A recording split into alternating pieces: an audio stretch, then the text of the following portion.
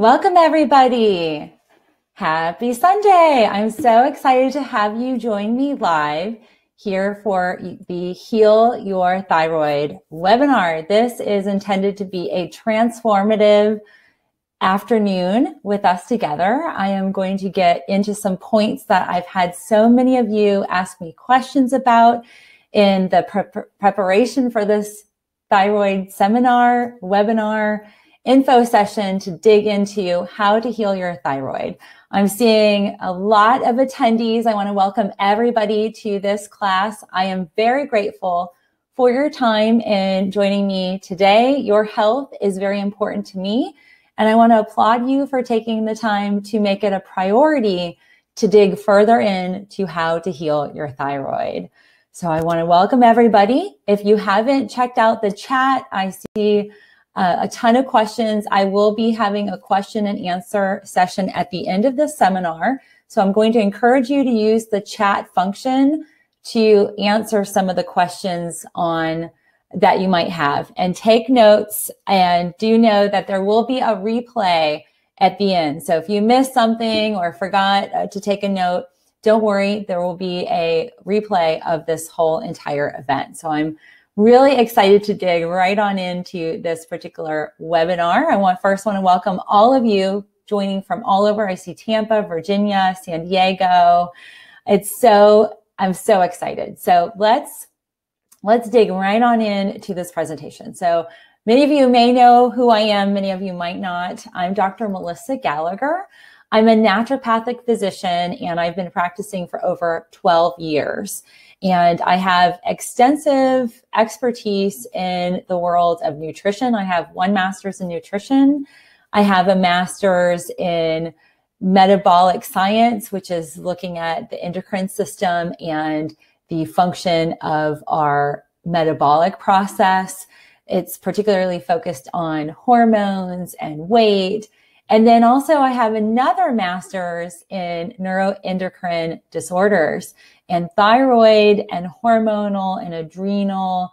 Those dysfunctions all fall into that neuroendocrine component. So I'm going to be really harnessing a lot of that expertise for you guys and what we're going to be discussing. And also there are going to be some protocols that we're going to talk about that will be available for you as well at the end of the webinar. So definitely stay through to the end. I'm going to also detail a little bit about my experience. And I think this is relative because I can understand what it means to feel sick and tired of being sick and tired and feel very frustrated with the medical community. I also know what it's like to have scans and MRIs done of your thyroid, and even fine needle biopsies, and just the fear of not knowing what's going on with your particular endocrine gland, and just the frustration that is so common within this arena. So I want to let you know that I know what it feels like. And that's really what I want to dig into this webinar with you today, is to detail to you how I was able to heal my thyroid, how I heal the thyroids of hundreds and thousands of my patients, and on a daily, weekly, monthly, annual basis. Then also to how I was able to save my own fertility and dig into balancing the hormones. And a lot of it resides in balancing that whole neuroendocrine system. So there's brain connectivity, there's glandular connectivity, and we're going to dig further into this. So I'm really, really excited to get further into this particular presentation, because we're going to have a chat about your thyroid. And I know that one of the common questions or frustrations is not feeling like you are being served appropriately by your current medical community. So I'm going to ask you this question, if you can relate to that. Do you feel like your current state, that the doctors are hearing you, or that they're listening to you, and that they're not just testing you and having you come back every 3 or 6 months? And that you're walking away with some sort of solid foundation to actually begin your healing. So please take that poll. I love interacting with all of you. 40% of our population suffers from thyroid disorders. That's significant. So it's 4 out of 10 folks walking around are dealing with some sort of imbalance or dysfunction of the thyroid. And if you're like the 72% here on the poll, 70% that feel like they're underserved, I can totally relate. And that's actually how my journey began in healing my thyroid, seeing specialists and endocrinologists that focused on the thyroid. You know, their approach was surgical, and their approach was just watching and waiting or scripting medication, but not really getting to the root of the issue. And that is, friends, what I want to do today with you in really understanding how does the body work? How does your thyroid work? So let's talk about our class goal. So today, I don't want to waste your time. I want to be very informative and very impactful with what I want to deliver to you.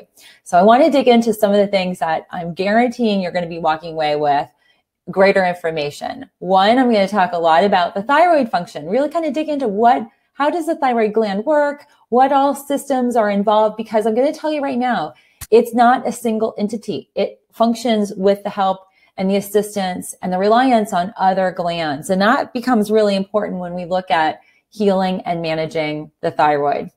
Similarly, we're going to talk about what might be causing some of the glandular dysfunction or imbalance you might be dealing with on a day-to-day, month-to-month basis.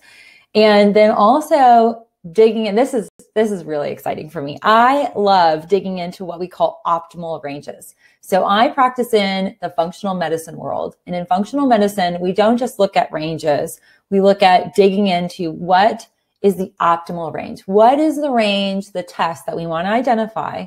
And within that range, what is the indicator that that gland or hormone structure or organ, is it optimized? Is it functioning at 100% or within, 90, 95, 90, 99, 100% functionality? That functionality is very different than 10 or 20%, which is very common for a lot of folks, and you can get considered normal. So we're going to dig into that. So if you have any of your test results, I think you've received a few emails from me to encourage you to grab some of the hormone tests. So please have them out. That way we can drill down into if you are in that normal range. And if you aren't, then you'll be walking away with some really, really good information. So that's going to be impactful. And then the most impactful is learning different things that are important for you to do and drilling down into, we're going to talk about 4 key things that you can do to begin healing your thyroid. This is a very complex, very dynamic, ever-changing thyroid gland. The functionality of the gland is such that it becomes really important that we look at so much of our environment and our lifestyle and our diet. So we're going to dig a lot into that. And I'm going to give you some really key tips that you'll be able to walk away instantaneously using to help you out. Does that sound good for everybody? I love drilling down into the thyroid gland because so much of our medical community, they stay away from it, particularly because of some of the legal ramifications of not testing the thyroid. And it becomes so intricate and so personalized that it is very crucial that we balance. So if this resonates, give me a thumb up. I'm excited. Who's ready to balance their thyroid? Yay, love it. Susan and Sandy and Chantel, yay, and Derek, welcome. So without further ado, let's dig into this thyroid gland. So your thyroid gland regulates every cell in your body. And if you are any follower of mine and any of the capacities that I communicate my health and wellness information from my patients to my YouTube channel and everything in between, you know I talk a lot about cellular enhancement, enhancing our cells, uptake of certain hormones and steroids. Well, the thyroid literally impacts every cell. That means it's impacting your skeletal, your muscular structure. It's impacting your fluid levels, your different organs, and the other glands. It affects our brain, our digestive system. And so when a thyroid is not optimized, and that's the key word I'm going to kind of dig into, is when your thyroid is not optimized, it's literally, there's no wonder that patients feel so poorly, and this word poorly, I don't know how to describe any of the state of situation or descriptives for you, but you can feel run down, fatigued, completely burnt out. If you're in the hyper state, you're raging, and you've got all of those, like the sweating and all of the things that go with that, weight challenges. It can be beyond feeling run down. It can be frustrating emotionally. It can be frustrating mentally. And your cells are literally in a state where they might not, if your thyroid is not optimized, your cells are not getting all of the energy, all the nutrient intake. So that is crucial. And so that's what I really want to dig into, is the functional status of your thyroid and optimizing it so it gets back to humming optimum. So that is going to be crucial. So let's dig into this. This is the one thing that I think is really interesting. We have a lot of folks that fall into a certain type of category of thyroid challenges. So one of the things that I find is I want to know, every time I talk to a patient or a community, I want to know what are you dealing with? So I'm going to put up a poll here, and please tell me. The majority I find tend to fall in this category. But there are a lot of folks that fall into Hashimoto's. They might fall into the hyper. Maybe they haven't been diagnosed, but they feel like there's something going on. Maybe you've been told that your test results are A-okay, but you're not feeling that way. Or you might have watched one of my YouTube videos where I talk about the different symptoms that are related to imbalance. And so I am really excited to hear, I'm going to look at this poll here. Okay. So generally our poll, and keep voting if you haven't voted. I love seeing these numbers come in. Generally about 50 to 70% of the population I'm servicing in my video content, in my community, they are in this category of hypothyroidism. And I'm seeing not diagnosed, but not feeling like it's totally balanced or feeling imbalanced. I think a lot of you falling in that category will probably have some clarity if you have test results and we dig into those ranges. So that, stay tuned, we're going to get really detailed. And then Hashimoto's gets lumped into hypothyroidism. You have symptoms of hypothyroidism, but then on the undercurrent, you're actually having the autoimmune component. So the autoimmunity, the immune system is actually attacking the gland itself. So I'm very excited. We're evenly divided, which is what I expected, what I see all the time. So this presentation is geared to you guys specifically, and I'm so excited to dig into a lot of these symptoms. And please, in the chat box, let me know if you're if this is resonating. And it's very common, like Amy Glass here said, it's first diagnosed with Hashimoto's, but now I have hypothyroidism. So it's very common for folks to kind of go between hyper, hypo. Generally, hyper would kick off hypothyroidism, and that is very common. So with hypothyroidism specifically, there are a lot of different symptoms, and a lot of times these symptoms can be misdiagnosed for other issues.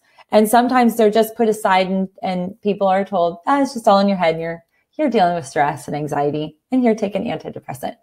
Has anybody heard that one? I've heard that one. Stacy, does that resonate with you?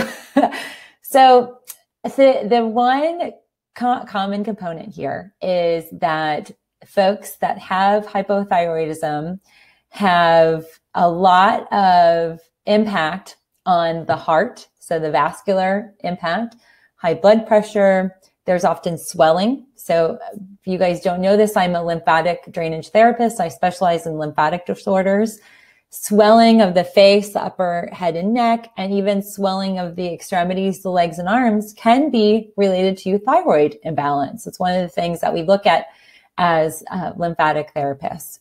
The other thing too is very common is a gut connection. There is a deep, deep gut thyroid connection, and often leaky gut and IBS-like symptoms of diarrhea and constipation, the variations of those completely are impacted by the thyroid. And so often when we see folks following some of the protocols that I create for hypothyroidism or hyperthyroidism, a lot of the bowel disorders and some of the metabolic dysfunction actually begins to resolve because we're targeting that gut thyroid connection. So there's so much at play with hypothyroidism. Hair loss is a big one.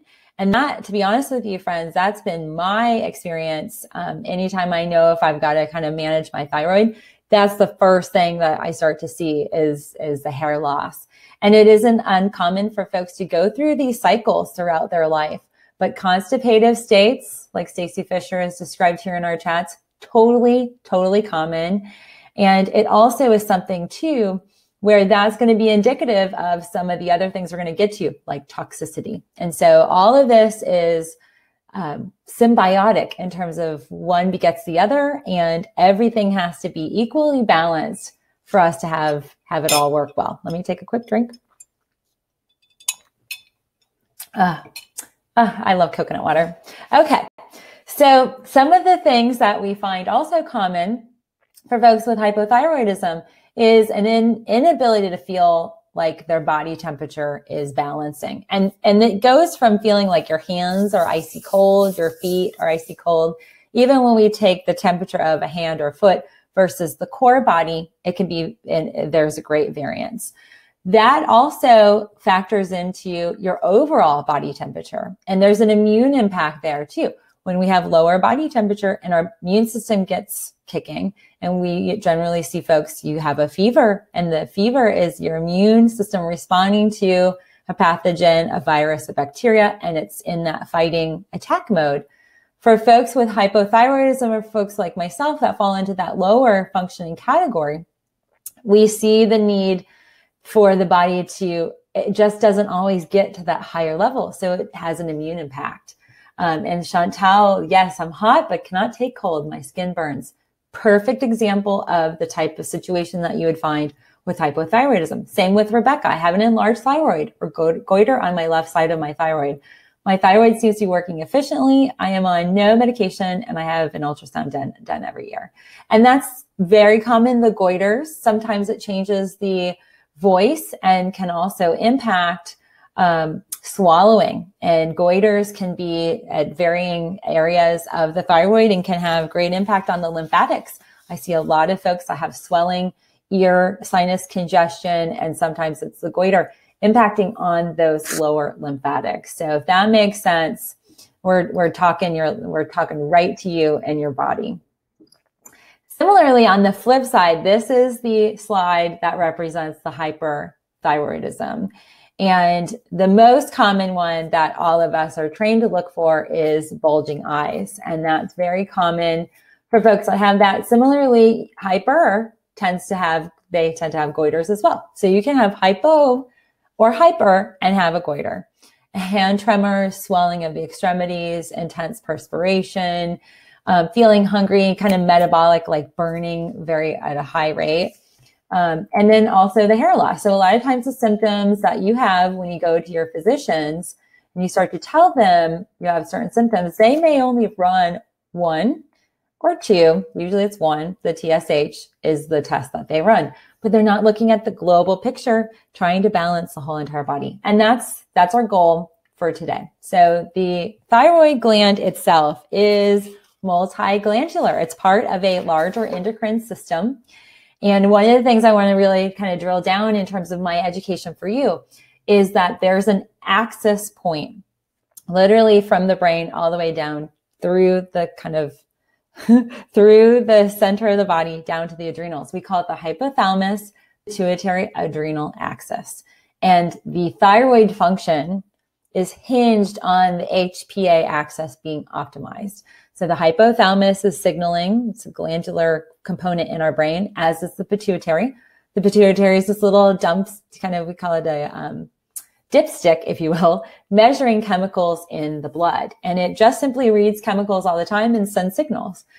And for the most part, folks that have thyroid imbalances, that dipstick measurement of the requirements and the calling up to the thyroid of thyroid chemicals, stimulating chemicals, that tends to be the only thing that is being tested. But there's so much more. We have to look at the adrenal glands. Those are the glands that are responsible for fight or flight.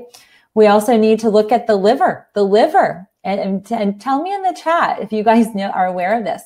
The liver produces two core thyroid hormones, T3 and T4.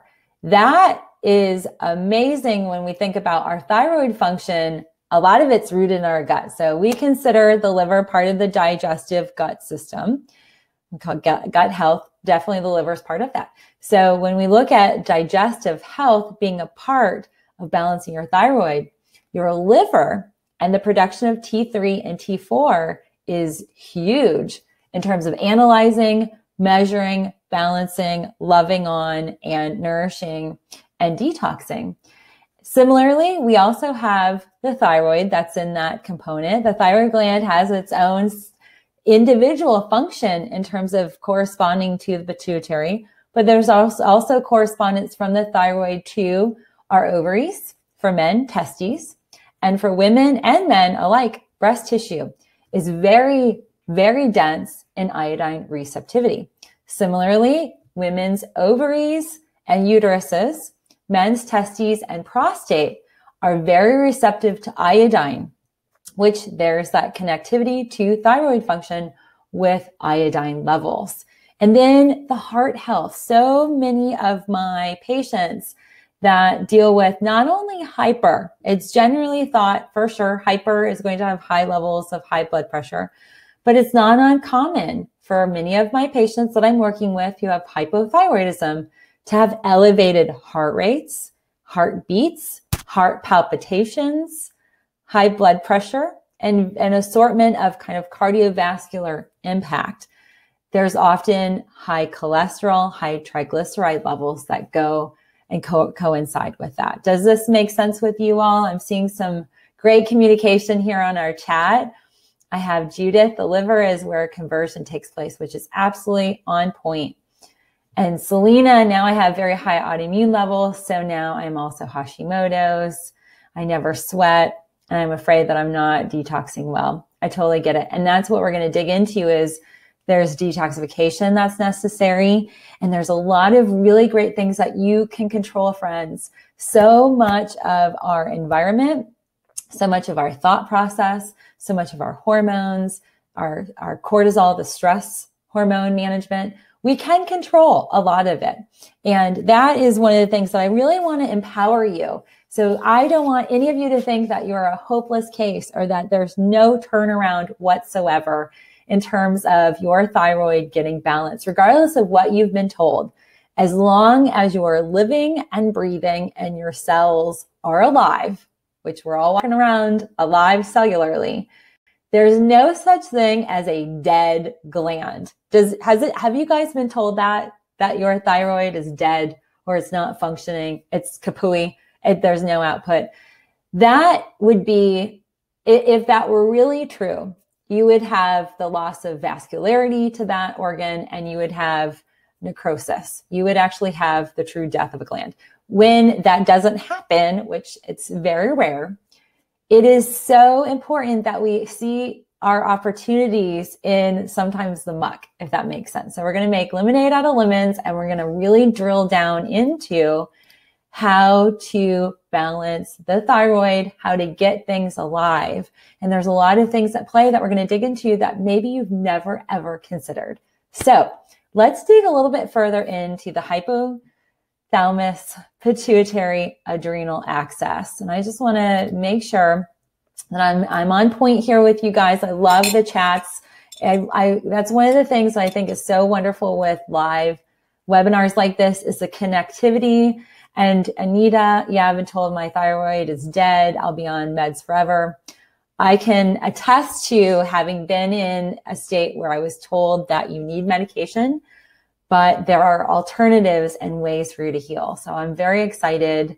And even when thyroid glands are surgically removed, there's often still tissue that is active, and we have parathyroids on both sides. So that is something that we can look at as well to make sure what does exist that has been surgically amputated is still functioning. So we're definitely going to get further into that.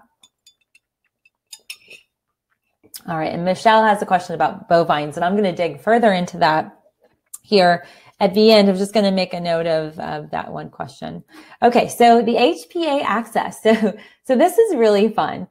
What's at the top here? Stress. And it's not stress like you think, oh, it's arbitrary, or, oh, I feel stressed out. It's literally the stress hormone, cortisol. So cortisol is a huge factor when it comes to balancing that HPA axis. Being the latter part, the adrenals are producing the fight or flight functionality that keeps us alive and humming.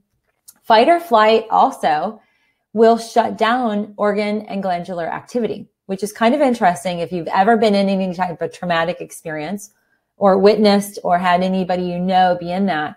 Some of the things that the body does to survive is pretty phenomenal. I mean, we're evolutionarily equipped to survive tragedy and chaos around us, to the body, and still come out okay. It is the adrenal gland. Actually, we have two. So the adrenal glands are what keeps us alive, but they also keep us somewhat in a stressed state or state of survival. Survival mechanisms cause stress to strain the hypothalamus, which causes a whole disruption in terms of what is being called up from the hypothalamus to the pituitary and ultimately to your thyroid gland. So if you've got any imbalances or high levels of TSH, which we're going to dig into further, that whole cycle, the HPA axis, is rooted in your TSH levels being elevated. And that often will lead people to, and I say people, medical providers, to freak out and put you on medicine. And that's not always really going to control the root cause of what's going on. So medicine, while it has an excellent purpose, especially for amputations of glands, or if folks have been radiated or whatever the case is, that does absolutely require 100% medication. What we're not getting to by just putting a Band-Aid over the symptoms, we're not resolving the issue. And that is what I focus on with all my patients. So we're going to focus a little bit more deeply into this HPA axis, but particularly I'm going to give you some things that you can take away to help you resolve that whole stress hormone. And Stacy Fisher, my TSH is 19.33. Yes, totally common. I've seen it in the 30s. So there's definitely a role that sometimes even medication plays. So we'll dig further on into that. But the whole activity, it's a cycle and this hamster wheel that we have to stop. And so cortisol is going to be something we are going to dig further into and harness and get control of. So that is absolutely essential. And Judith has commented, my cortisol is non-existent in the AM. What can I do? Well, I'm excited you're attending this webinar. And I actually have protocols that I'll be sharing that will be available that really dig into that. But this is what I want to talk about, the cause of dysfunction. So cortisol. So Judith, number one on here is cortisol, the stress hormone. Cortisol actually not only impacts that hypothalamus and the pituitary gland and the functioning of the TSH, but it also blocks the conversion, what your liver is manufacturing, the T4 to T3. This is crucial because when we dig further into where we want to see your ranges, often folks are in the low category of T3 and are being told you're perfectly fine. And guess what? That cortisol impact is impacting your liver and the functionality and the ability for your liver to synthesize these key hormones to keep everything balanced. Now, here's something else. And I in my protocols, I have a whole list, a whole page dedicated to this. Over medication and things that are probably going to surprise you. Aspirin, overuse of aspirin. That's an over the counter. And even cholesterol medications and some of the diabetic medications and the antidepressants and the items that have lithium. I think if you watch any of my YouTube video, I dug into lithium being a big one. But that over medication and even medication of thyroid medication can cause dysfunction. So when I saw chats, and I apologize if I don't catch who said it, and I'm seeing many of you commenting about medication being told that you're going to be on medication all the time? Well, of course, because you're on the hamster wheel. You're being medicated. That over medication is causing dysfunction. The thyroid it goes, peace out, I'm going on a vacation, and it gets lazy. So those are things that definitely are at play when we're digging into over medication. And this is an interesting stat. I think it's the age of 30. Yes, it's over the age of 30. The average individual is on 4 medications. By the age of 60, they're on 6 to 8 medications. So just think about that. Generally, we see folks on high blood pressure medication. We see them on diabetic medication. We see them on, the blood sugar, high cholesterol. We see them on even the swelling reducers, some of the vascular reduction. We see them on antidepressants. That's a big one. And ibuprofen does not fall into the category, Maggie, of aspirin. So aspirin in its own kind of category, a little bit of a different type of medication, but that's really, really big. And over medication can be a huge part when we're talking about that toxicity point. So we'll dig further into that. I just want you to kind of mentally take a note of this, because it might be some of the medications or medication that you're taking even over the counter, that might be a factor. Thanks, guys, for letting me take a break. I get really thirsty when I talk a lot. Okay, so the other thing that is really common is an inadequate iodine intake. So often, one of the things that we see dietarily, we're not consuming enough foods that have iodine. And on the flip, we're actually consuming too many foods with bromine, like flour, and some other foods, or even substances like water that might be rich in other highly dense molecules that are going to block the iodine receptivity. So that is a huge factor for the thyroid's functionality or dysfunction. Iodine gives the thyroid life. And so iodine what's crazy is iodine receptivity is all over our body. I mentioned before on one of the slides, it's in our breast tissue, it's in our uterus and uteruses, it's in our ovaries, the testes for men, prostate gland, it's everywhere. And because of that, and because every cell responds to thyroid function, iodine becomes really crucial. And the other thing that is huge, food sensitivities and food allergies. Gluten being a big one, but it's not the only one. And so I know that I have a ton of folks that have Hashimoto's, that diagnosis, that go gluten-free and nothing changes. Does this resonate with anybody? So gluten is one of many food-related allergies and food sensitivities. There's a ton of other ones. In my protocol, I list out really specific items. And there are certain foods that are caustic, that are harmful, and not friendly to a Hashimoto's case. And then in a very similar vein, there are foods and even herbals that are not friendly and not healthy for a hyperthyroid case. So we get really specific into what are you consuming. And even when we talk about the stress hormone, there's tons of you probably taking some adaptogens or adrenal kind of supportive supplementation. There's an herb we're going to go over that is very harmful if you're dealing with Hashimoto's. So that's life-changing. It's totally life-changing. So I'm seeing a lot of great response from you in the chat, and I'm loving the communication. I know that this will greatly impact you because it's resonating. And then I think honestly, most important and the most overlooked gland. It's a gland. We're not really taught that in school. And even in my higher education, they don't really dig into the liver. We have to love our liver because the high toxicity point of the liver creates a lot of the dysfunction. The liver is our filtration system. And, we have cars and we have air conditioning systems. We change our filters all the time on our cars and in our air conditioning. Do you change the filter on your liver?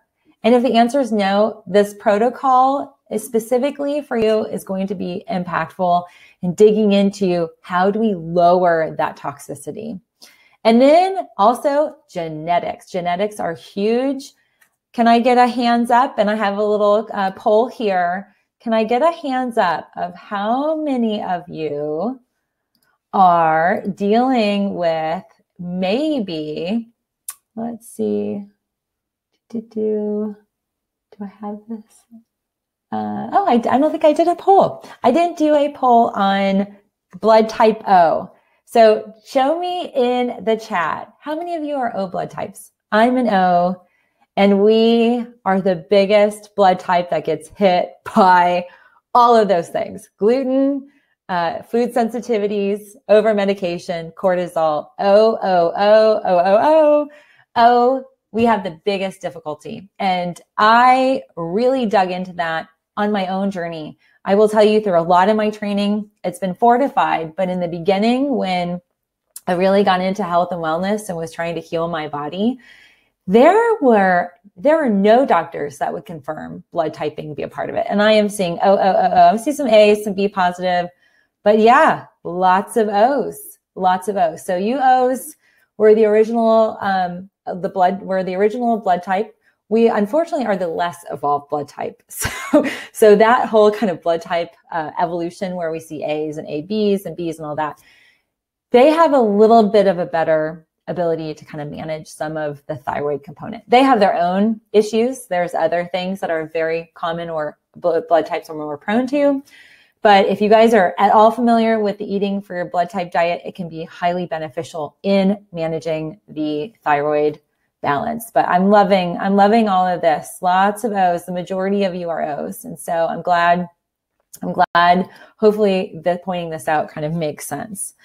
So genetically too, that's the other thing. It's not uncommon for us to look at our parents and see their thyroid dysfunction. Some of it can be attributed to lifestyle, and there's passed on lifestyles, and our digestive system, our gut health gets passed down from our parents, particularly if we are breastfed. And then also on the flip side, if you were not breastfed as a child, as a baby, your gut automatically is lacking certain digestive healthy bacteria, gut bacteria, that fortifies it. And so I'm an O, and I was not breastfed. So thanks, Mom, for super bolstering my gut. But we can do a lot to work on our digestive system to get it back to balance. So friends, I am crazy excited about this particular component, the thyroid testing, because this, I swear, this is where we are missing the mark in the medical community. Just general medicine, we are missing the mark on testing. And test ranges are really broad. And so what a 14-year-old male gets tested for his thyroid and will be measured the same way as a 62-year-old female.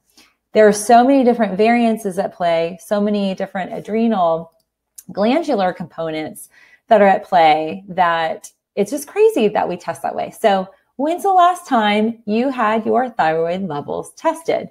Was it recently, in the last 3 months, 6 months? Not sure. So thyroid testing is really crucial because one, I'm very excited. That's the one thing that we can really drill down into. And so if you haven't, go grab your thyroid tests and get that out. We're going to dig further into where you're at in the range. And I'm going to tell you right here on this slide, what would red alert your medical community is if you're in the yellow or the red. So abnormally low, below range, low, or higher range, high. But what doesn't get kind of factored into is functionally low and functionally high. So I'm seeing that a lot of you have had your thyroids tested. That's fantastic, 87%.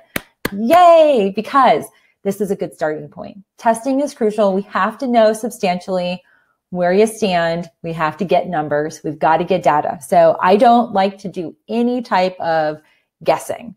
Guessing, especially in the thyroid world, is really key that we don't guess. You don't want to ever guess. You don't want to ever work with a provider that is going to start working on the thyroid hormone without testing you. And I actually had 4 calls last week. I do a lot of virtual appointments with patients. I had somebody who their doctor didn't even test them for 3 years and was dispensing medication. And that actually is not, it's not okay. That's not normal. And that's actually malpractice right there. And if your doctor is not regularly testing you, like ideally every 3 months is when you want to be tested for your thyroid. So if you are being tested every 3 months and you're on medication, tell me in the chat if that's been something you're dealing with. Okay, so I am going to take a quick drink because we're going to be digging further into the good stuff. Okay, so you guys all have your tests out if you have them.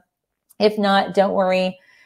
You will be able to have this also on a replay.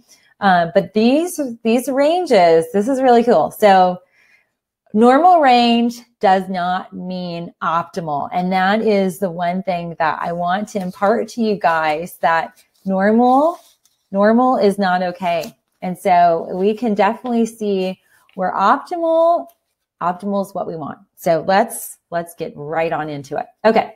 So these are the values. This is what we call functional medicine optimized test values. And I've got my little range here in front of me. So the TSH generally is what is always measured. What often is not measured is the free T3, that's the next one, and then the FT4. So you're going to see a lot of different values, and even some labs will have different measurements of this blood serum. The thyroglobulin sometimes is not measured. Same with the thyroperoxidase. We call it the TPO-AB, the antibody.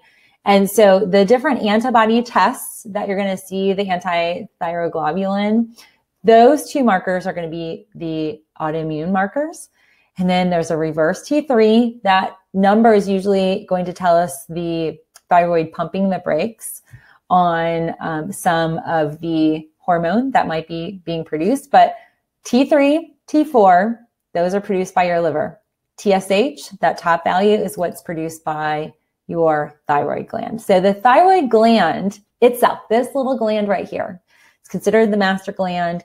It's only producing one hormone. The T3, the T4, and then that reverse T3, those are all situated in your gut, in your liver. And so that's really intense.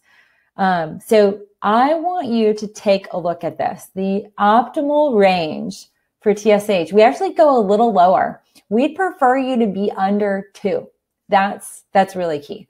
Often folks that are in 2.5, 2.7, 2.3, 3, 4, they're still considered okay. But generally, I'm going to be looking for under 2 on the TSH. So I'm seeing some folks with your numbers, the normal. So one of the challenges, and you have to be your best advocate, is, and I don't know if any of you are aware, I have a download, and I'll include this. I'll have an email and some emails out to you guys after we're done with this webinar. But if you haven't grabbed it, I'm going to encourage you to grab. I have a free download. It's for the thyroid testing. Like, what do you want to have tested? And I run tests for all my patients. So if you guys find your doctors balk at going a little bit further and more detailed into the thyroid hormone and the hormones that are being produced outside of the thyroid and like the liver, because hey, endocrinologist, the liver is part of your functionality, and a lot of times they're not testing it. So I'm seeing Pam, Kathy, Donna, Denise, Chantal, Derek. Yeah, so you guys are definitely, you guys are definitely showcasing some numbers here. Okay, so I'm excited. So hopefully this is helpful. And if you have a phone, grab a screenshot so you can take this as well. So I'm going to encourage you to do that. All right, so these ranges become really crucial. And the one thing I want to really drill down into it, if you have been clinically diagnosed with Hashimoto's, if you've been clinically diagnosed with hypothyroidism and you haven't had the TPO-AB, so that's the anti-thyroperoxidase. If you haven't had that TPO-AB, so big T, big P, big O, little AB, that test that'll tell us if some of the Hashimoto's impact you're dealing with is autoimmune.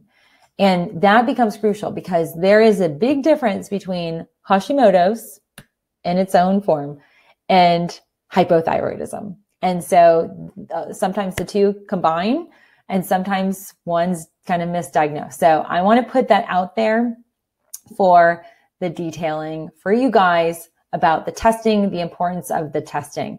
But these ranges are really key because if you go and you have a TPOAB that is 15 or 17, and your doctor says, hey, you're under 32, you're all good. You don't have Hashimoto's. Time out on that because the optimal range, we don't want your thyroid to be showcasing any antibodies. We don't want it to be going against these hormones. And so that attack, the antibody attack of any range, if it's 5, it still shows that the thyroid is in an attack mode, the whole autoimmunity. So autoimmunity, we can definitely control. There's a lot that we can do to dig into balancing the whole entire body, but that becomes crucial. Same with the anti-thyroperoxidase and the anti-thyroglobulin. Those become really key for us to make sure we got to rule out any autoimmunity. Similarly, it's not uncommon for folks to have for folks to be deemed hypothyroid, you kind of have that diagnosis code, and then have an autoimmune component factor in. So there's a whole bunch of kind of parameters and values that can be at play. And Selena, my TPO was 1200 last year and now 600. Okay, so first of all, props to you. You're doing something right. You've cut it in half. So bravo. Autoimmunity is not something we tackle and turn around overnight. It's a slow process. So bravo to you on that. But no, you want to get it to under 1. And so that becomes really, really crucial that we drive that down. Because even at 12, even at 15, at 20, your body's still in that attack mode, and we're getting that immuno component. So I'm seeing a lot of folks with that antibodies over 1,000. Judith, Rebecca. So yeah, so Rebecca, that under 3, I would flag that. It's mild, but I would still flag that. All right. So without further ado, let's dig into healing. So this is what you guys are here for. I'm really excited to dig right on into how we can start to target and balance your thyroid. And I have been in this clinical setting for over 12 years, and I have worked with not only my own case, but thousands of patients. And I always start food first. I guess part of it's my whole nutritionist background, but the reality is because of the gut and the liver impact and just the way the body is, nourishment comes first from our food. And then we go into herbal medicine, and I'll even incorporate homeopathy. And then we are going to look at chemical detoxing. So this is about the liver, friends. It doesn't read probably liver centric, but it is. So chemically detoxing the body, getting rid of as much of the chemicals we can. And then the stress management, the cortisol hits the liver really hard. And because of that, we see the thyroid impact. So one of the challenges I think we have in the thyroid health kind of terminology is because there are multiple systems and multiple organs, glands that are impacted and at play in producing hormone. It's not just this little guy right here. It's the whole entire body. So that naturopathically is what we are going to dig into. And I'm really excited because these 4 steps, I detail these in greater detail in my protocols. Those will be available at the end, but we're going to dig into things you can immediately start to impact. So foods heal. Foods are amazing. All right, taking a little swig. And in case you wondered, I'm drinking coconut water. I always drink in glass, sometimes mason jars, or stainless steel, and I have a stainless steel straw. So that is how I often consume a lot of my beverages at home and on the go. And I'll explain why as we get further into this. So foods that heal. Gluten, you have to, it's a non-negotiable. Gluten does not heal. So going gluten-free is crucial. And then also goiter free. There is a whole list in the protocols. There's a whole list of the goiter specific foods.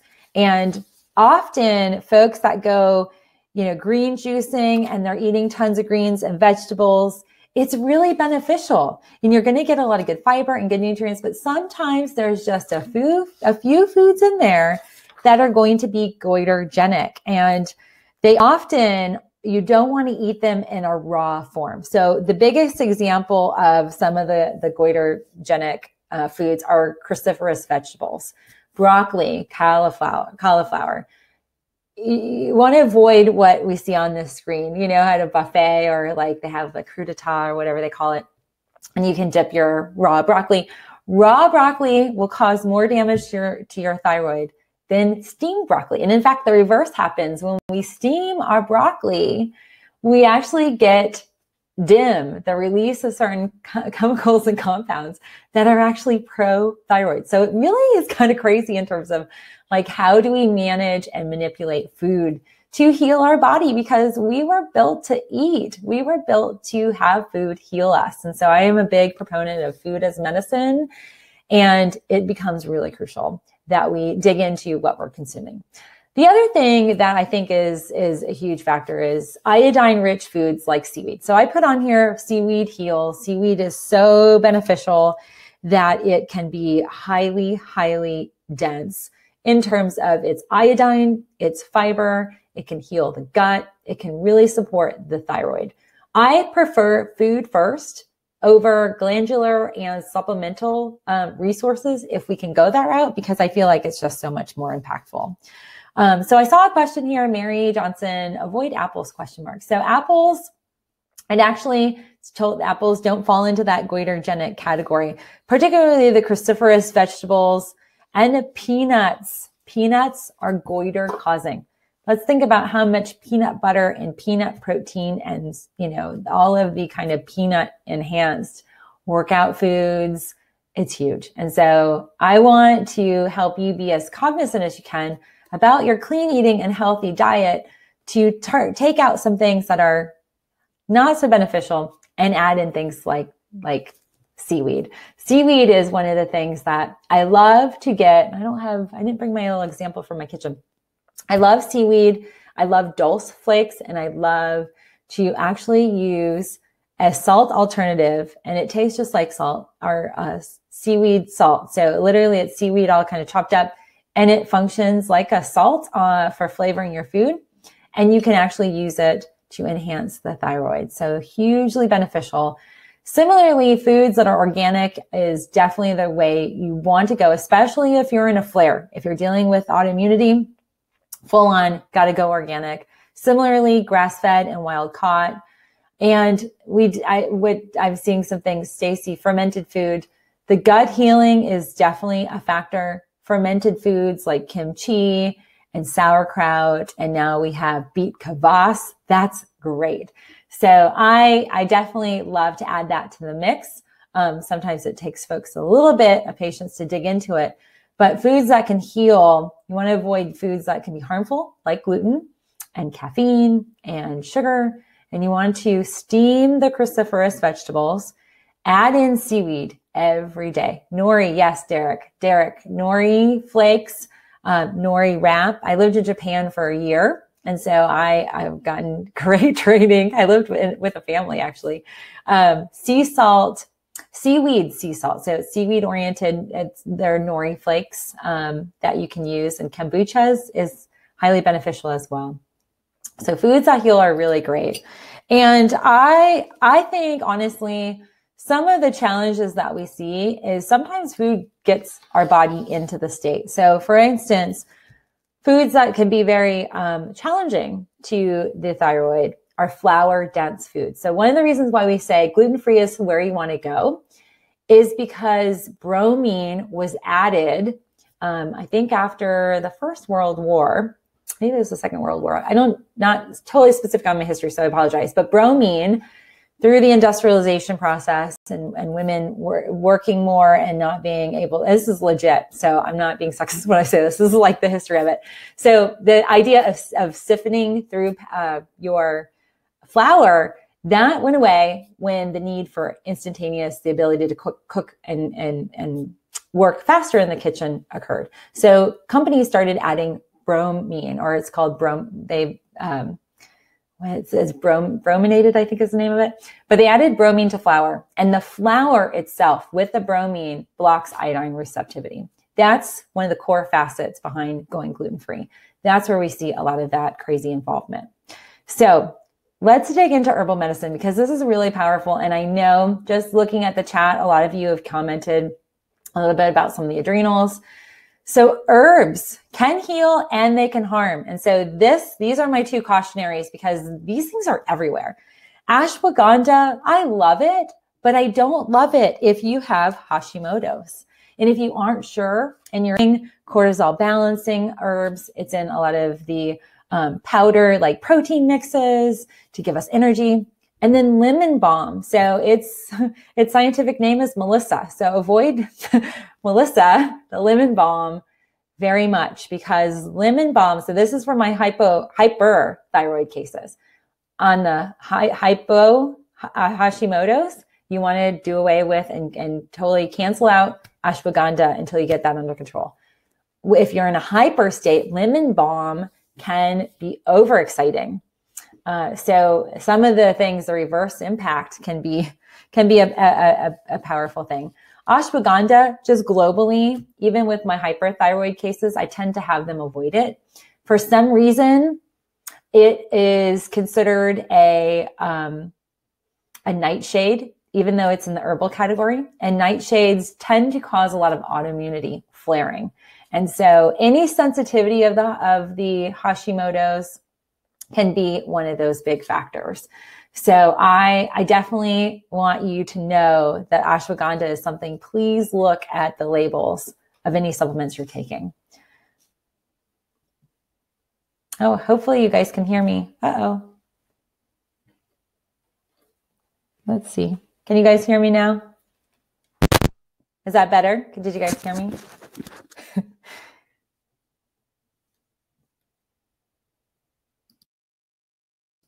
Okay, hopefully you guys can hear me. Let me know. Sorry, I don't know why there might be some disconnectivity.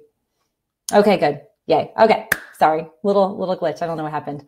Okay, so the adaptogens are really key. These are herbals that I love. I'm going to give you 2 herbals I want you to get today. And if you have them in your wheelhouse, in your catalog of resources, I want you to grab these and consume these. Rhodiola is my best friend. I love rhodiola. It's an adaptogenic herb.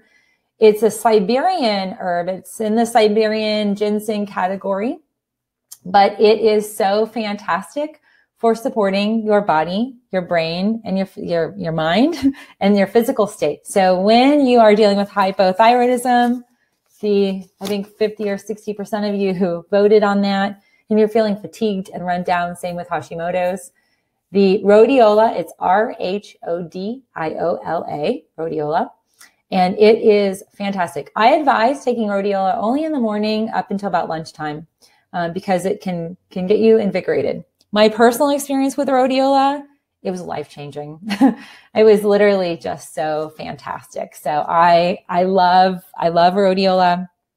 Then the other one that I love is Tulsi, or holy basil.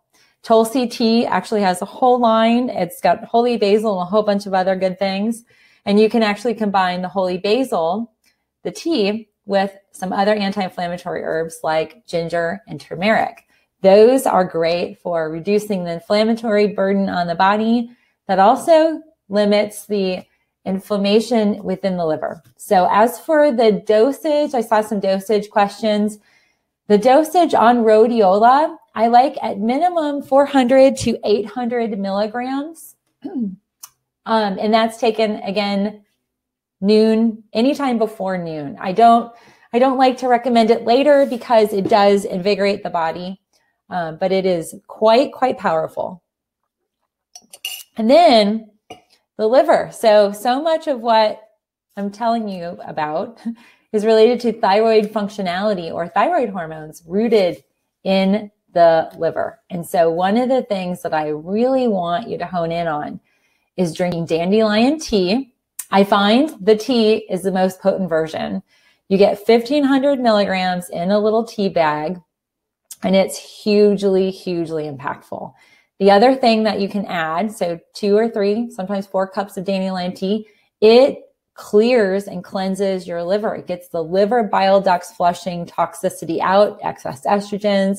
It starts flushing out toxicity that your liver has built up.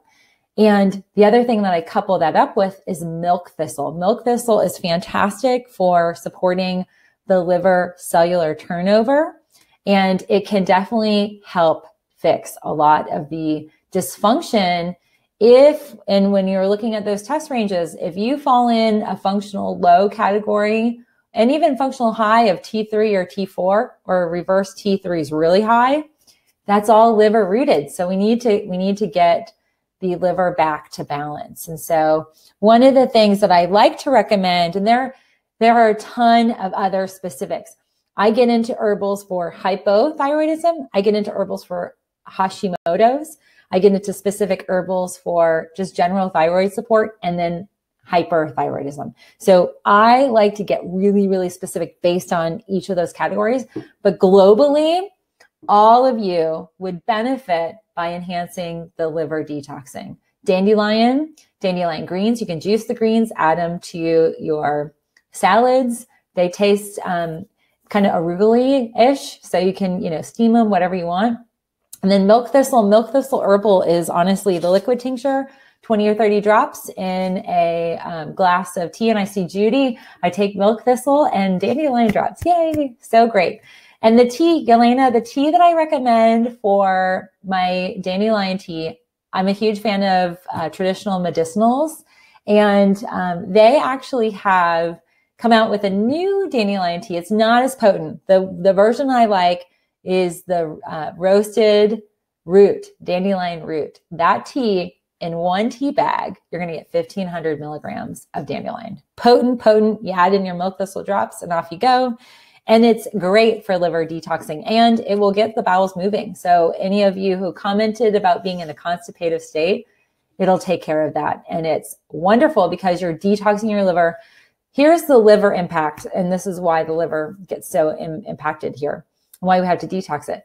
When we have cortisol that's imbalanced, that stress hormone gets imbalanced, when there's excess of cortisol, the only place it gets stored is in the liver. So if you think about your liver is like the storage closet, and every little cell is like a little container store. So your liver, some of the other kind of things that I reference the liver, it's like your 24-hour storage center. And each of the little categories, little cells in the liver is holding toxicity, holding excess estrogens. It's holding all sorts of toxic matter, chemicals, agrochemicals, fluoride, chlorine, and cortisol. And cortisol, all on its own, can cause elevated triglyceride levels. Cortisol can cause elevated cholesterol levels. And because of that, it causes low vitamin D and low T3, T4 production. Huge. Yes, Leslie, drink the tea every day. So wonderful. 2 to 3 cups is what I recommend. If there is a greater kind of need, like you've been told you have a fatty liver or have elevated liver enzymes, you could do more, 4 or 5 cups. Christina H, is there any brand of milk thistle drops? I personally like Herb Farm or Gaia. They are very potent, and their processing is very clean. So I think that's great.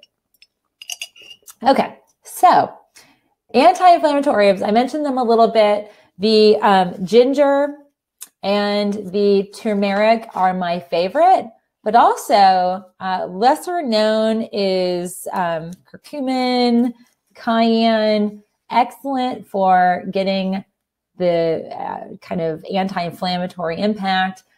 Most people find that the liposomals are tending to help them a little bit better than like doing some of the heavier kind of spices. But those are things that you want to be looking out for as far as anti-inflammatories.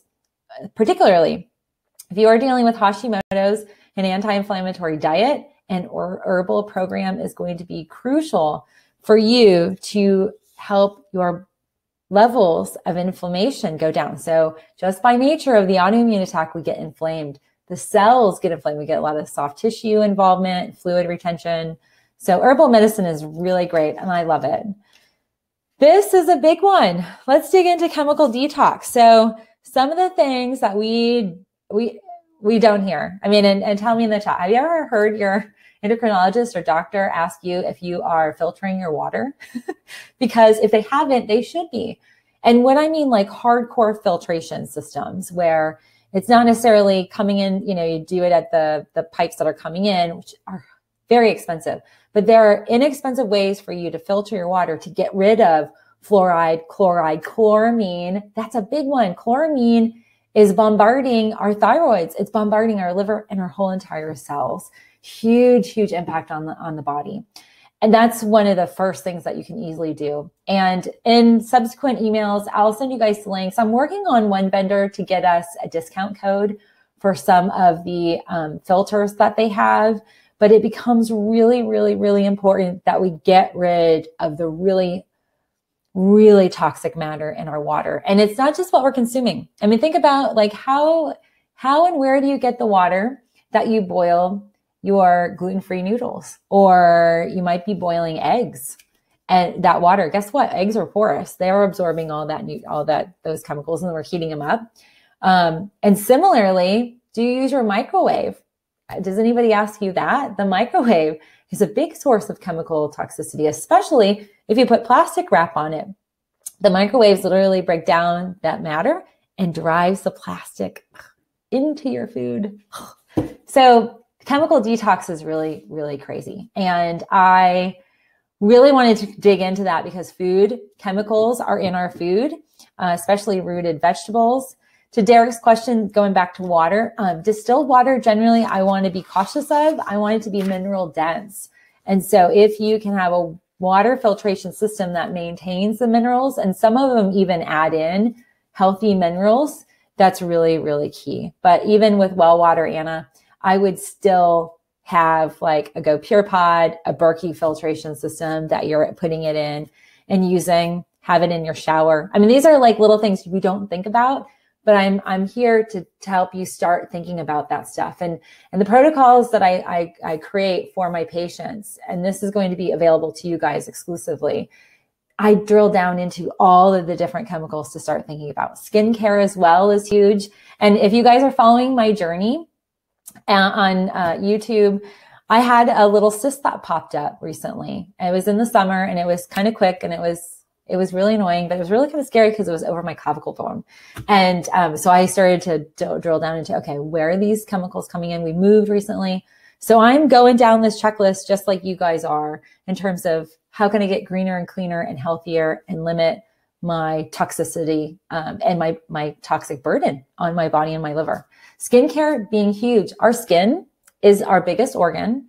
And here's the stat for you guys. Hugely important to know that when you put any type of item, makeup, skincare, moisturizer, even in the oral cavity, it takes 26 seconds for the chemicals in that skincare product to reach your bloodstream. 26 seconds. Like that is crazy. So just think if there are things, items like that on the label of like your lotion that you can't read, oh my gosh, like that's a big source of chemicals. So that is a big matter. And cleaning products are also a big thing that we have to think about. The agra chemicals are in cleaning. They're in our home, from our mattresses to what's being off-gassed by our cars as well. And so I just want to put this out there to begin that thought process, to begin kind of turning over for you guys to start thinking like, what's my cookware? What type of cookware am I using? Does it have chemicals on it? The nonstick? Oh my gosh, there's chemical on the nonstick pans. And in fact, if your nonstick pans have any scratches, which ours did, those chemicals are getting leached right on in. So Teflon is not always your friend. It might make cleaning easy and a breeze, but it might be bombarding not only your liver and your thyroid, but other glands and organs. And then also we're dealing with metals and minerals that can be very harmful to the body that are coming in through these sources. So retinols, Lois, hi Lois. Retinols, there are plant-based retinols that I find that are safer. And in fact, I went to a masterclass with a skincare developer formulator who is amazing. She's a pharma, like herbal person turned skincare producer from her own experience with a brain tumor. And you guys are not going to believe this. Her brain cancer doctor, she went to 7 different doctors. And the 7th guy who said, one, I can operate, you're not going to die, because this thing was getting bigger in her brain and she could feel herself dying. He asked her, what are you putting on your skin? Oh, so that's huge. And so I am going more green and clean. Indie Lee is that brand. And they're so fantastic. And they've got retinol that is plant-based. So retinols that are chemically oriented are very, very harmful. So that's a big thing. And I'm so glad you guys are responding well. And Rebecca, welcome. So I'm hoping this is resonating. I know we're getting close to the end. I really want to drill down into our stress response. So this is really something that I find it really fascinating when we look at the body. So one of the things that I'll ask people is, let's talk about stress in your life. And the first thing people will say, especially women, will say, I'm not stressed out. Everything's good. It's all good. I'm balancing everything. And then we start talking about like stress, like what stressors are out there, chemical, environmental, allergens, food. Like we drill down into all those things we just talked about. Those kick up the stress response. So that stress management, stress hormone, cortisol management, it all comes back to this particular slide here where we're going to be looking at possibly some of the barriers at play. So I'm curious, what do you feel is your biggest barrier to thyroid balancing? What do you feel is challenging for you in terms of the community that you might be dealing with medically or within your body or externally? I'm curious. I love polling all you guys. I'm so glad for your participation. It's like me, stress, lack of medical expertise to truly help me going in between, but definitely leading the way right now is lack of medical expertise. And this is the one thing I think knowledge is power, friends. I want to try and educate you as much as I can here in this webinar, but then also in takeaways and the protocols that I've built that are effective and easy to follow will help you in managing this stress response, because the liver is so much at the heart. And if you look at where the liver is, it's right there. You don't even see the thyroid on there. Isn't that interesting? That the thyroid is the gland we're talking about. It's the thyroid hormones that we're measuring. But at the core, at the heart, the liver is what's at play. And so much of stress management, cortisol management, is not only just balancing the adrenal glands, but it's also managing and detoxifying the liver. And detoxifying the liver helps us detox our hypothalamus. Are there any of you, tell me in the chat box, are there any of you that are diet or have been diet soda drinkers, or even now the zeros or whatever they're calling the sodas out there? I don't really drink them, so I don't know like the latest and the greatest, but I've seen some new cans over the holidays. So I was like, oh, that's interesting. So the hypothalamus, this is what's interesting for all you guys who are commenting. The hypothalamus, yeah. So Karen, Maggie, cut your diet sodas. I hate saying this. Like, I'm not a fan of sodas at all, but if you are going to drink a soda, drink a soda. Don't drink the fabricated, highly chemically laden sodas with the diet. And it's not even the aspartame or however you say that. It's all the other like really bad chemicals. They all get stored in the hypothalamus. So that hypothalamus toxicity sets up a whole bunch of signaling malfunctions to your thyroid, the thymus gland, your liver.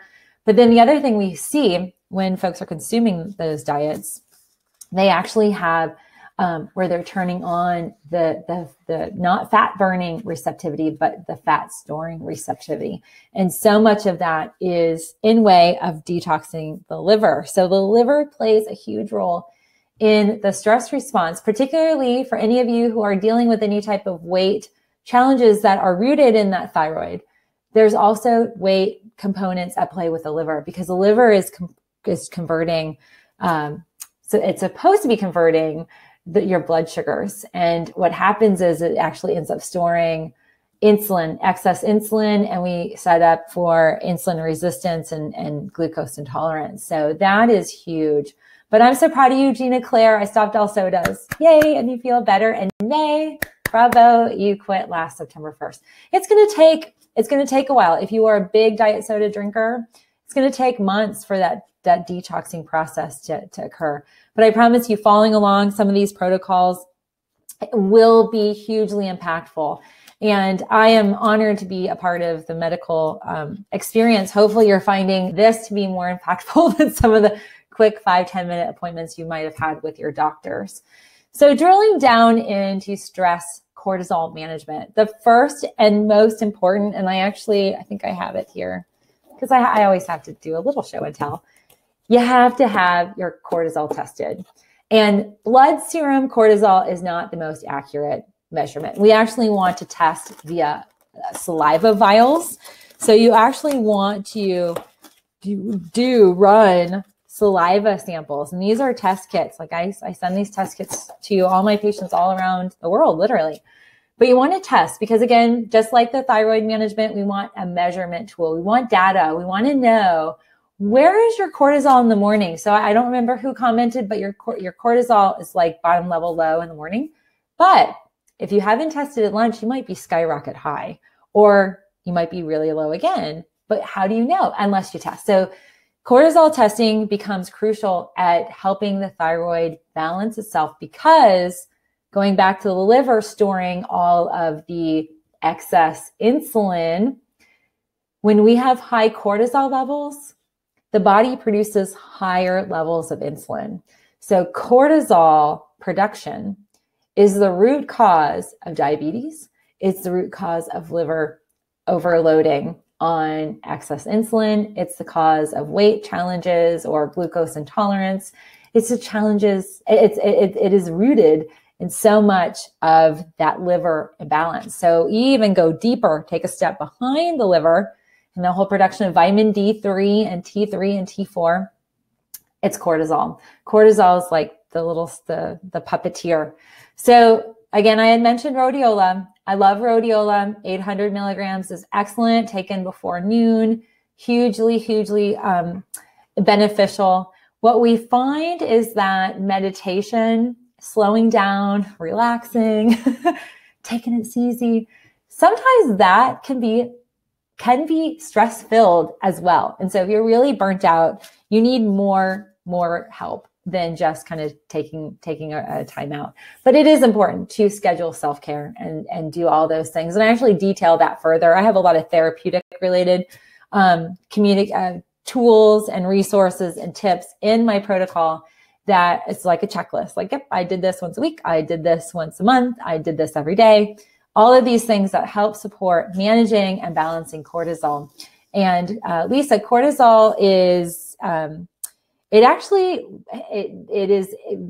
varies depending on where we see folks for the morning, the lunchtime, the evening, dinner time and evening. So I will probably, if you guys want to do another kind of hormone related protocol or presentation, I'll dig further into that if you guys want. So let me know.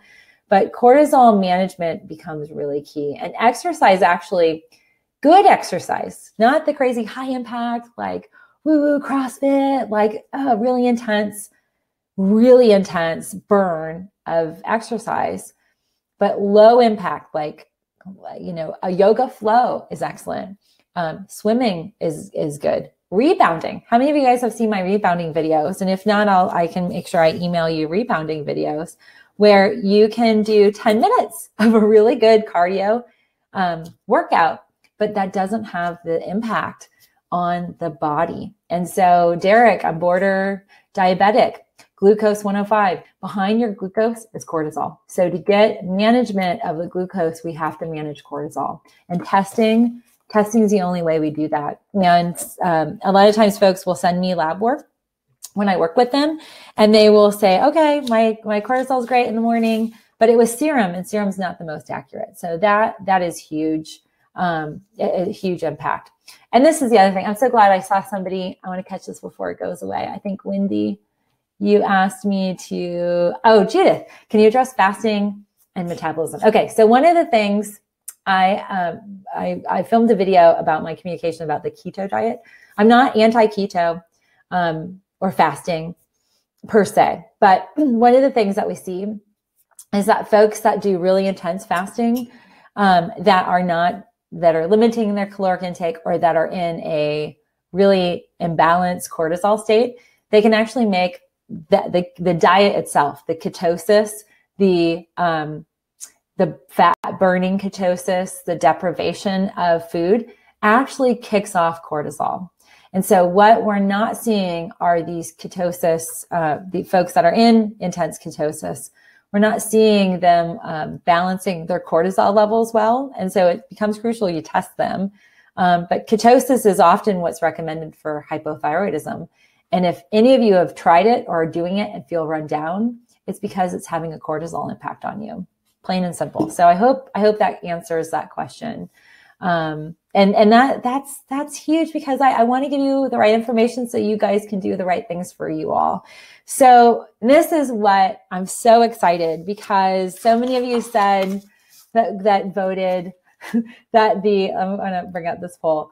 40% of you felt that there was a lack of medical expertise to help you. And I am hoping I can fill in that gap for you, and either a one-on-one basis or by implementing my healing protocol. So I actually have crafted expertise, clinical expertise, findings, research. I've compiled it all for you guys into a simple, easy, step-by-step, tells you exactly what to do month by month, digs into some things that can be hugely impactful depending on where you are in your category. Hypo, general thyroid, you just want general support, or if you're dealing with Hashimoto's, because we get really specific, and there's checklists that are detailed in the protocol specific to that particular diagnosis. I have put together daily things for you to do, weekly things for you to do, monthly things for you to do. And it really is just so easy and extremely powerful. And if you all have felt that your doctor, you go into your doctor, you sit down for 10 minutes, you talk with them, they don't even write scripts now. They just like on their computer, and it goes off. They're like, oh, is your pharmacy at the corner of blah, blah, blah, Walgreens? And they send it off. And that's all you take away. And you want a proven, easy to follow plan. My protocols that I have for you are amazing, and they're life changing, and they get you started on the healing journey. And so I'm going to put up each of these here. So if you guys want, I don't give these away. I don't even advertise them. They're specific to my patients. They're also specific to me. I created these protocols, particularly in my healing process 15, 20 years ago.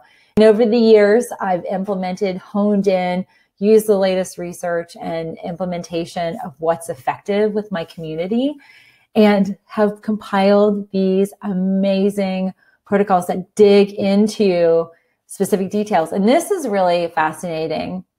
I don't know how many of you know this, but before I moved to Atlanta, I ran a wellness center. I had a wellness center for over 8.5 years, where I employed practitioners who worked under the umbrella of my business.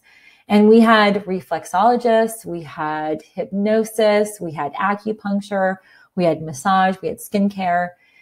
Reflexology is awesome for the thyroid. So I actually have a page in each of the protocols, because it doesn't matter what kind of degree of thyroid imbalance you're dealing with.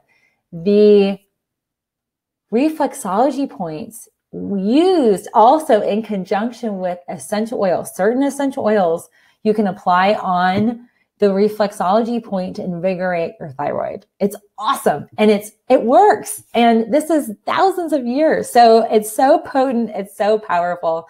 And nobody is telling anybody about this. And I feel like it's such a detriment to the health of so many people. And I just am very, very excited to be able to really get further involved in managing your thyroid health. And so how many of you are ready to take control, to gain control as a freaking Lily?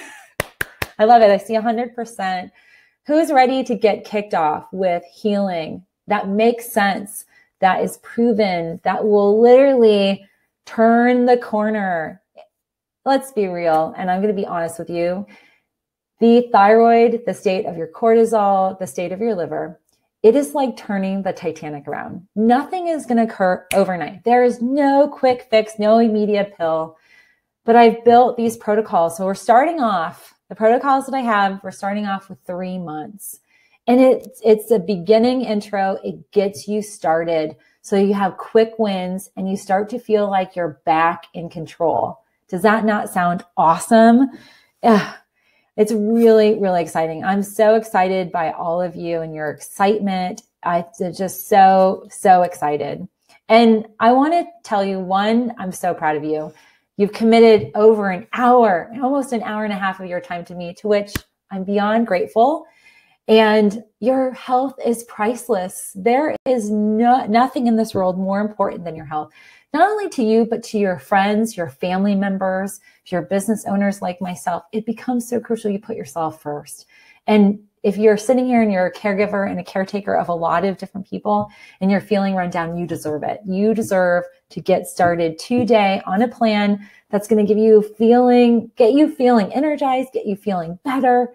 And it's easy. You don't have to do anything. You just print it out. There's 22 pages of this protocol.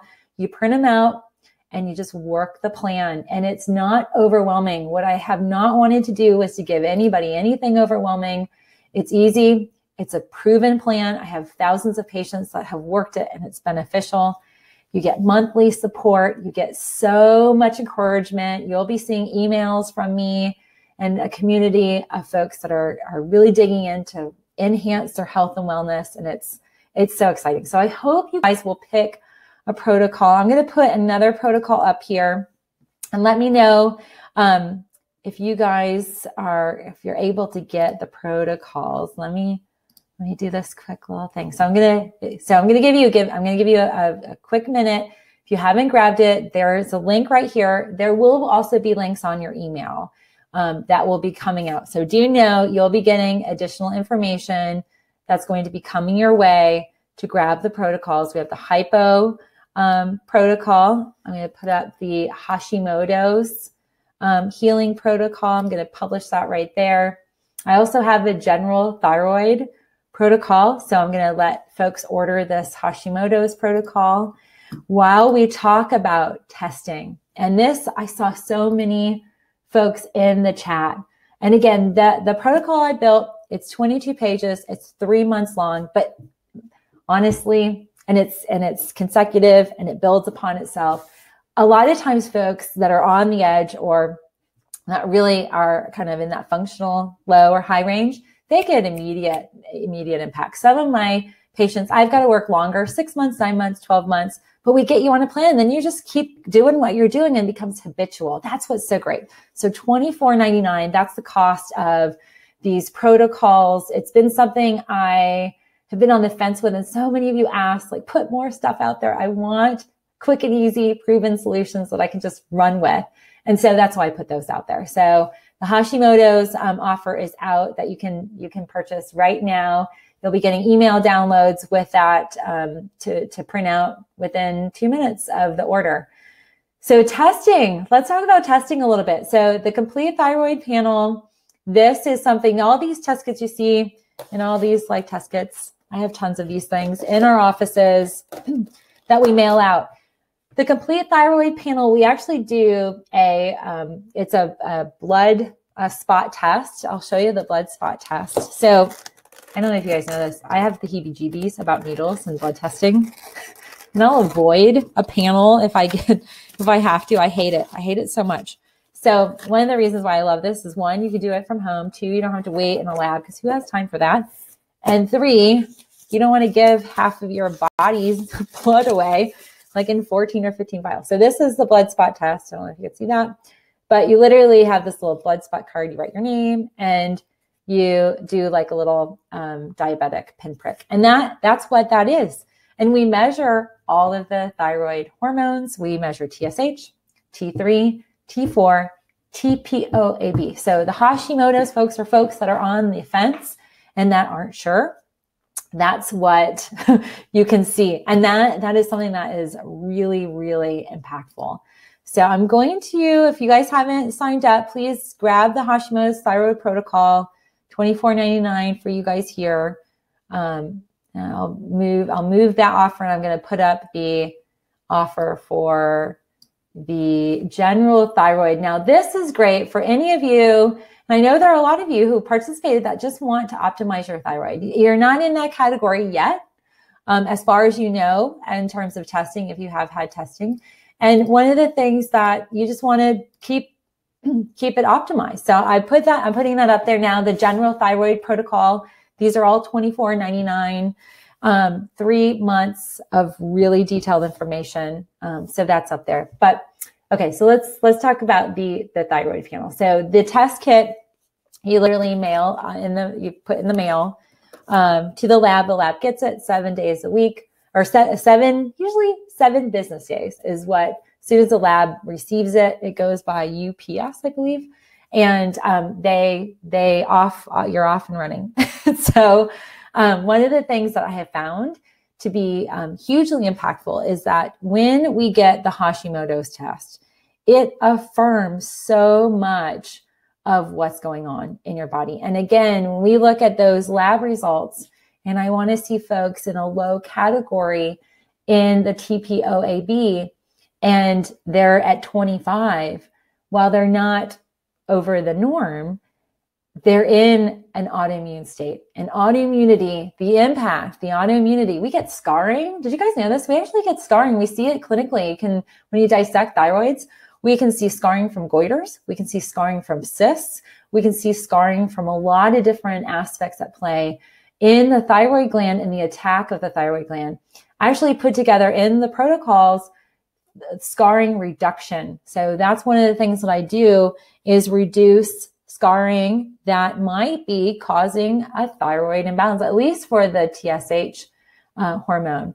Similarly, if there's a liver impact, you've had a liver bile duct stone, or you have where folks have had liver operations or whatever it might be, that becomes a huge factor when we're talking about balancing your liver and balancing your thyroid hormones. So scar tissue is something most of the time you're probably not going to hear a lot about the thyroid. So I put that out there because that's part of it. I did see some questions about the adrenal test. So let me talk about that. And as far as like which, okay, so let me answer some questions about the protocol. The protocols will be available. So for some reason, it can't let me do all 4. So you're going to get an email that will have the protocols available. I promise you that. The other thing I will also, let me do this while I'm chatting with you. I'm going to pull, so you can go right on, hold on one second. So you can go right online and you can go, I'm going to give you the web address where you can go and purchase the test kit. So I'm giving everybody a discount because I really feel like testing is so crucial. And so I want you to, if you guys want to use that code, what I'm going to do right now, I'm going to give you a link where you can get the guides. And so if you didn't catch it on the offer right there, I'm going to give you a link to them. Let me grab them really fast. Let's see here. Okay. All right, so give me 1 minute. All right, so you'll see that coming your way. But the protocol, so if you aren't sure which protocol to get and you feel like you're in a state of imbalance, the general thyroid protocol it's a good start. And I really do think that would be a good place to kick off. But if you feel like some of the symptoms have put you in a state, here, I'm going to grab this real fast, have put you, all right, so the shopping area where you can get any of the protocols, I just posted it on the chat. Okay, so you should see that up there. And then I'll also link to the test kits for you as well. So one of the things, if you do feel like you're kind of in the middle, or if you might have hypothyroidism, the protocol would benefit you as well. So there are some distinctions. Now, Hashimoto's is in its own specific category. So definitely order the Hashimoto's. I see we've sold some already. If you ordered the Hashimoto's, that is going to be specific for you, because there are certain herbs. And similarly, if you're hyper, some magical herbs that will balance out the hyper state. So those become really, really crucial, just because of the specific nature of it. So I'm going to put that out there. I'm going to put the adrenal test. So you'll see that. Oh, Denise, you live in Atlanta. Oh my gosh, that's so great. So my office, I am based here in Atlanta. I'm in Sandy Springs. And so I run a clinic there, and I do all my virtual appointments from my home office. And I'm at about 35 to 40% of my time is in the office right now. I think January is kicked off. A ton of people want to get healthy, which is awesome. And so I'm a big resource for all those folks that want to. Hi, you guys. I'm so sorry. I hope I didn't lose you. I totally, when I was trying to get the labs, I totally hit the wrong button. So my apologies. Thanks for staying with me. I'm starting to sweat a little bit. I hate technology. Susan, thank you so much. So I am putting up some of the links to the test kits here. I'm going to put up the adrenal test kit as well. Let me grab that so you guys can get that. And these, I have to be honest with you, I hardly ever have a discount where it's $20 off. It might not sound like a lot, but it totally is. So I hope you'll grab that.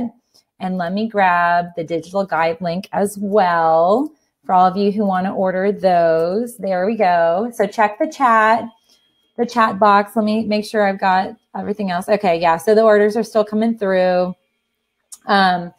And so here's the other thing. I didn't mention this. What is in, this is really exciting. What is in the protocol? I dig into using CBD. And so I have a protocol for folks that might be interested in utilizing CBD for maximizing your health and really optimizing the thyroid health and the thyroid impact. And that is something that we will, I plan on doing more of these. So one of the things, friends, I'm committed to educating more. And so many of you asked, do private webinars. And I know a lot of you want me to get into talking on podcasting and stuff like that. So I do plan on doing it, I promise. So I just need to make sure that I've got a ton of like resources, because I am clearly not as technical as you would think I would be. But as for the testing and the webinars and the protocols, this is just the beginning this year of so much of the information I'm going to be giving to you guys. And so every month I am putting together and packaging up my protocols, and they are online and they're available. Lois and Lynn. Oh, I'm so glad you ladies could attend, and Beverly and Mary and Donna. And everybody as well who's commented. This has been so great. So everything will be online. And my goal and my commitment to myself and to all of you is every month I'm going to focus on one area to launch. And so I polled you guys. I love my YouTube community, and I've polled a lot of my patients. I asked what's most important, and thyroid was number one. Number two is lymphatic. So if you're dealing with any swelling, edema, which coincides. We mentioned some of those aspects at play when it comes to swelling, the lymphatics gets involved. So friends, I am so honored to have been a part of their time. I'm going to answer any questions you guys have and throw those up. Go back. I might have lost some of the questions in the chat here. I'll have to see. Oh, Jackie from Amsterdam. Thanks for staying up so late. I love it. So exciting. So if you found this impactful, I hope you will tell your friends. My goal is to be posting this in an evergreen format. And so you'll be able to actually have other people attend so you can refer and say, I was part of that. Jackie, thanks for your order. Rebecca, one time, just $24.99 for the single protocol for each of the categories. So it's $24.99, 22 pages, 3 months long. So CJ, welcome. Yes, I'll be releasing the replay to you. So no problem. Donna, if you lost connectivity, and that was I hit a button, so I apologize. And then I got on and started talking and realized I had to share with you my face and my voice. But any way I can be a resource to you, any questions you have, you guys have my email. And again, if you want to book any appointments, I do a ton of my work virtually in this type of setting. So much of what we do is talking. And how many of you have not been able to talk as much as you want to at your doctor's office or get asked a lot of detailed information? So that is so important to me that you are heard and feel that people are listening to you. So I want to thank all of you for your time. Let me answer some questions here. Okay, so let's see here. Let's see. We got a lot of call. Thank you. Yes. So for the protocols and the blood test kits, there will be links so you guys can purchase. Take time to read a little bit more about those. Anita, I'm so excited by your email. Thank you so much. And so let's see. I see one question. Yes, it will be on the replay. Denise, welcome. Nodules, huge impact on the thyroid, and so much of the nodules. This is what we found, and even I've watched all these dissections. Nodules are often scar tissue. So the scar tissue protocol that's in these protocols will help break up a lot of that, as well as reflexology and some of the other items that we really dig into, just goiter reducing, which will be hugely helpful, especially with hair and all of those. So Chantal, yes, you can call me. You can book an appointment online. I'm going to give you guys my website where you can do that. I book because of the nature of where everybody is, and I work with a ton of folks internationally. Excuse me. You can go to naturalhealthresources.com, and there's a scheduling online, so you can totally do that. Kim, I had a cyst on my thyroid. They actually thought it was cancerous, and that's hence the biopsy. I had pathology actually in, it's bad when pathology's in the room, like actually testing. But all was good, and I resolved my thyroid. So it's totally possible. You can totally get rid of that cyst. So I am so honored to help you. Leslie, desiccated thyroid. That tends to be glandular oriented. I have no problem with glandulars. Some people do better on like porcupine than bovine. Some are better for different aspects, hyper, hypo, or Hashimoto's. It kind of depends. I like to be very individual when it comes to going with glandulars, because the glandular and even herbal medicine, this is as potent and as powerful as your traditional course, which is using pharmaceuticals. It just has a different approach and different way of reinvigorating the gland and kind of helping it. That reinvigorates it to life. And so that's one of the things that I would say. I'm cautious of saying yes or no, but yes, I do use them. I do use them in my individual protocols. And Lynn, is there any way to regrow eyebrows due to hypothyroidism? Yes. So with hypothyroidism is that cortisol impact, and there's also the testosterone and DHEAS impact. So the stress testing we get really into, because a lot of times my hypothyroid cases will have high levels of DHEA. And one of the things that will happen is that kicks off DHT and then follicle disruption. And, we definitely see that here on the eyebrows. The best thing, castor oil, topically, right over the eyebrows. It's great for regrowing and reinvigorating that, but also you have to balance your cortisol, and you also have to balance the other endocrine glands, the the nature of the ovaries. A lot of times there will be cystic ovaries, PCOS. So if any of you guys saw, I did a video on PCOS. I have it. I'm managing it. The thyroid aspects I've gotten fully under control, but the PCOS is always in the undercurrent. So sometimes that's at play. Maggie, I'm familiar with Nature's Thyroid. That's another kind of glandular component. I do have a lot of patients that are taking that. Thomas, doctor prescribed T3 is very good. I haven't tested since I began with T3. Yes, so absolutely, Thomas. To answer Thomas's question, is it effective in terms of the script, and can you test? Yes, you totally can. You can test and kind of identify where you're at with those levels and the numbers. That can be quite helpful.